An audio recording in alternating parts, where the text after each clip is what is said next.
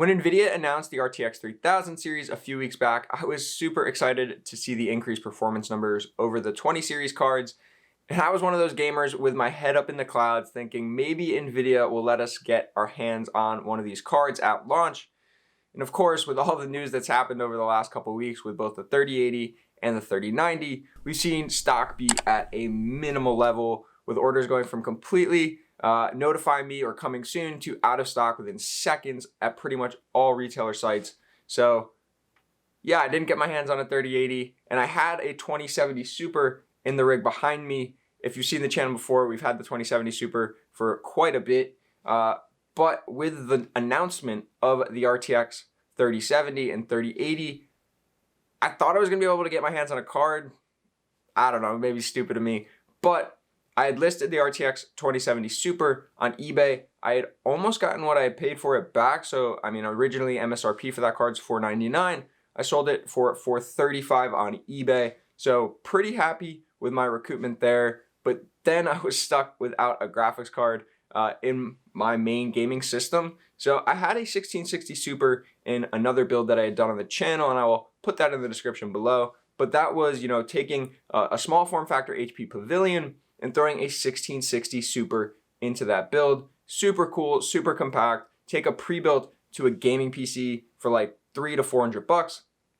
But then, being that I had that GPU lying around and I had this system with no card in it, I took the 1660 Super, matched it up with my 8700K, put it in the NZXT H710, and that was awesome. So being that I had a graphics card lying around, I wasn't sort of stuck in the dark without a graphics card in my system, so I could continue to play games, video edit, render things with NVENC and things of that nature with this card. So that was awesome from my perspective, but I'm sure there's plenty of gamers that saw the announcement for the 3070 and the 3080 and said, now all our RTX 20 series cards have sort of been completely killed off by this release, with the 3070 double the performance of the 2070 and the 3080 double the performance of the 2080.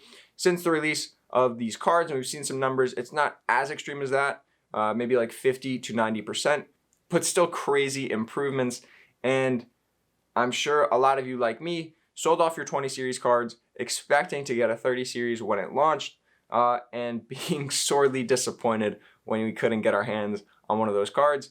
But being able to actually use this card for the last 3 weeks after selling the 2070 Super, being able to game, video edit, render, everything I would normally do with the system, doing it with the 1660 Super, I've kind of come to the realization that maybe I don't actually need a 3070 or a 3080, that the 1660 Super is honestly a really, really good card for the money. So in here, being that I had it put in the HP Pavilion, I have the Asus GTX 1660 Super, single fan, so like a mini ITX version of the card, much more compact, small form factor build version of the card.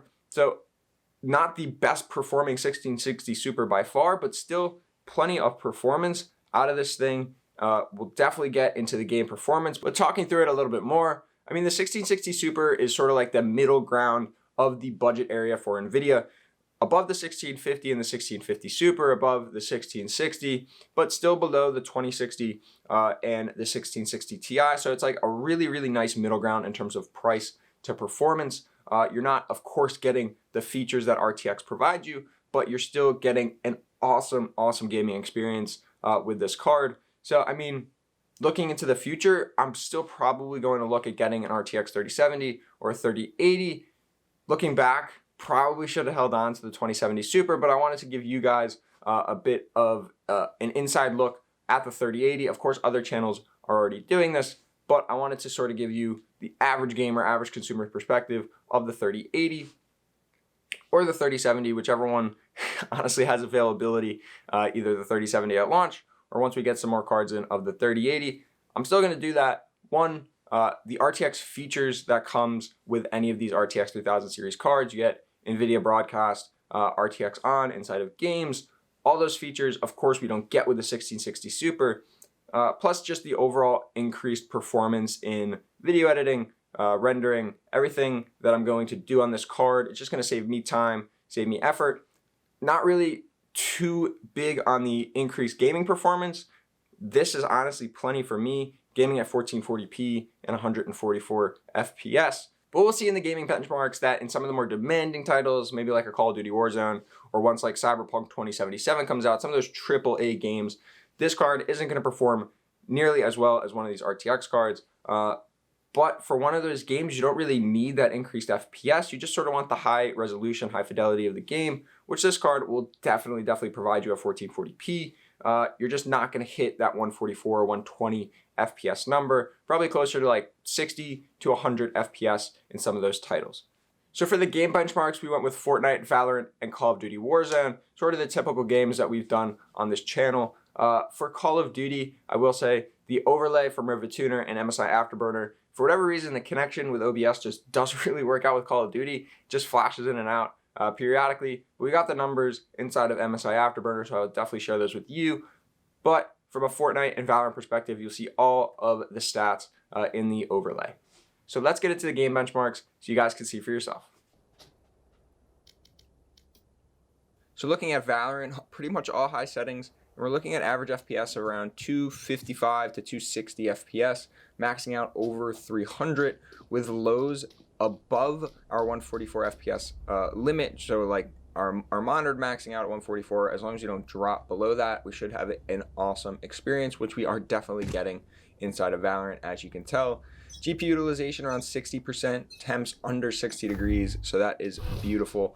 So overall, this card, even though it's not the most expensive 1660 Super, is performing extremely well in these types of games. So like a Valorant, where it's just sort of a competitive shooter, similar to CSGO, not really heavy on the GPU. This is the perfect title for our 1660 Super.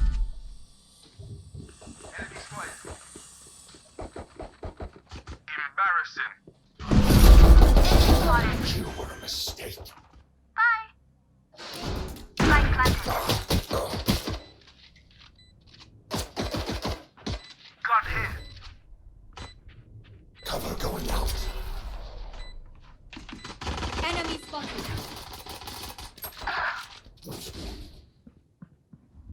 Enemy spotted.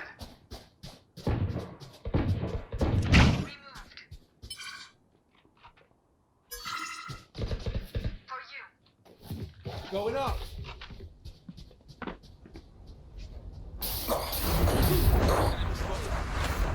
Here, not in sight.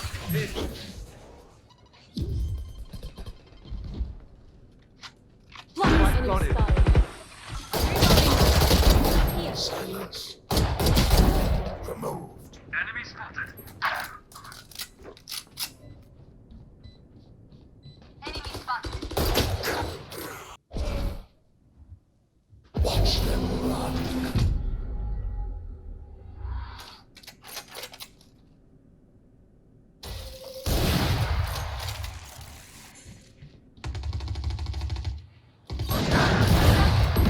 Target down.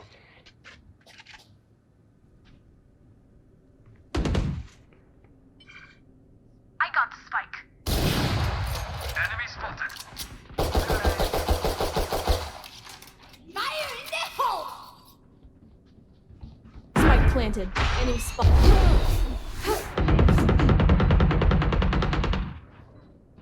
One enemy remaining. Kill everyone and our job gets a home. So for some reason, Fortnite also did not get the overlay inside of OBS, but we saw average FPS of around 200 with lows dipping to 144. So playing at 1440p and 144 FPS, that was perfect. We didn't see any dips below our max frame rate on our monitor, so that was perfect. So overall, a really good experience inside of Fortnite. Seeing around, again, 200 FPS, maxes at around 260 to 270. So a really playable experience with the 1660 Super at 1440p. Remember that. So we're not even playing at 1080 at 1440. And we did see temps of around 70 degrees, similar to Valorant, along with utilization, being that we were at unlimited frame rate of around 95% utilization on the GPU. But overall, as you guys can tell, a really nice and playable experience.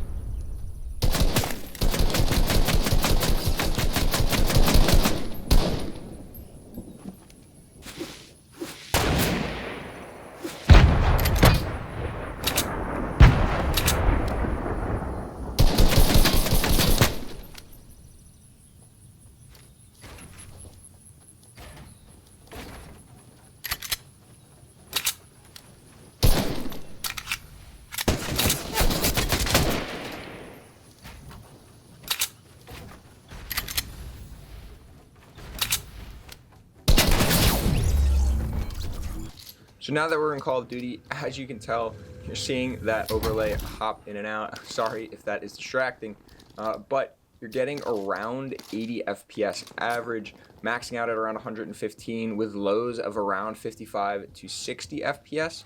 So that is, honestly really playable. We do have our settings at 1080p, so 75% render resolution rather than the full 1440, just because this game is super demanding. Even with my 2070 Super, I would play at 1080p settings just because I was able to then get that 144 FPS.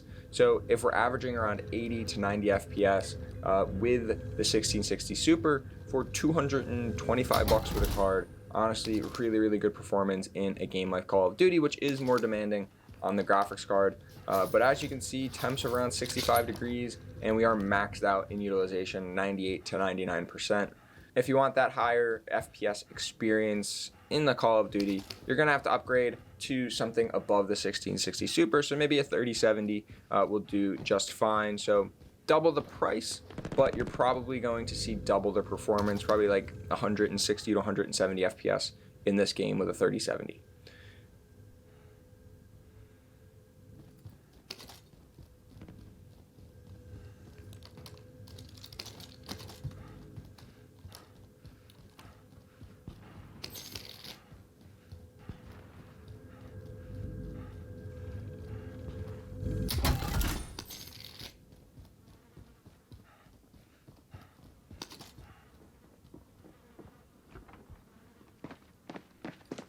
Enemy soldier incoming.